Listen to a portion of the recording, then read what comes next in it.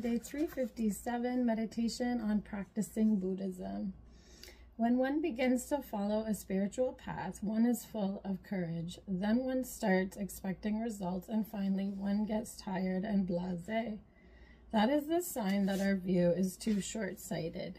It is a mistake to expect quick results unless we make the sort of effort made by Yogi Milarepa. Is it not significant that, according to the scriptures, the Buddha required 3 incalculable eons to reach complete enlightenment?